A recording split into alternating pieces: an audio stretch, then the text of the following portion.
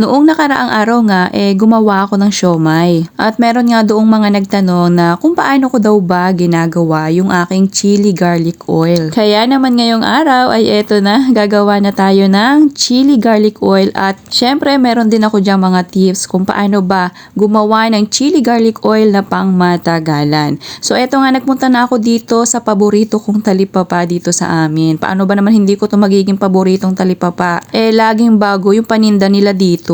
At eto nga, kumuha na ako ng bawang at itong sili. Sakto kasi nawala akong stock ng sili. At dahil nga gagawa tayo ng chili garlic oil ay kakailanganin natin ngayong araw ng marami-raming sili. At eto nga pala si ate na palaging naka-smile kapag ako ay bumibili. So eto na nga, nakabili na ako ng ating mga gagamitin ngayong araw. So tara, simulan na natin ang paggawa ng chili garlic oil na pang matagalan. So bali ngayong araw nga ay gagamit po tayo ng food processor para naman mas mapadali ang pagdurog po natin dito sa ating bawang at sili. At naglagay na rin po ako dyan ng 2.5 tasa ng mantika. Tapos ayan na, atin na po yung gigilingin. Bali ito po ay hindi ko pa kakaduruging maigi. Gusto ko kasi sa ganitong chili garlic oil yung medyo may mga bits pa rin ng bawang at sili. So ayan, nadurog ko na nga at ilalagay na po natin ito sa isang kawali. At ito po ay ating lulutuin sa katamtamang lakas lamang po ng apoy. Kumbaga po ay malakas-lakas lang ng konti dun sa nagpapainiin ng kanin. At ito po ay ating aalagaan sa paghalo para naman po maging pantay ang pagkakaluto po dun sa ating bawang at sili.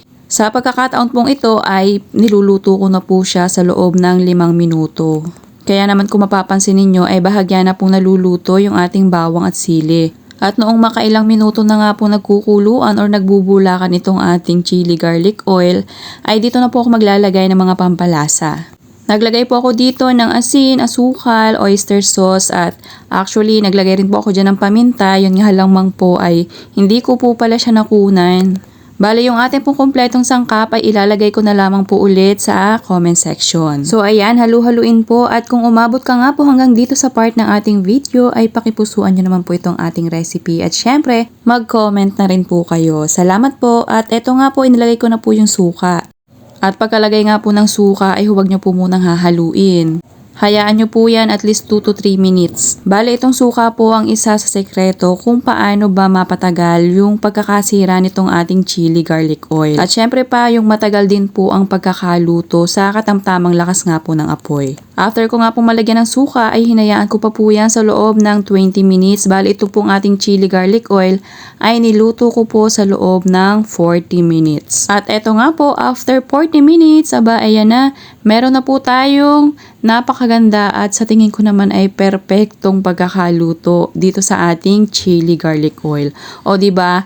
Parang napakasarap ihalo sa kanin. Mukha kasi siyang alamang. So ayan. So sana nagustuhan niyo po yung aking recipe ngayong araw na chili garlic oil. At talaga naman pong napakaganda rin po nitong inegosyo. Thank you for watching.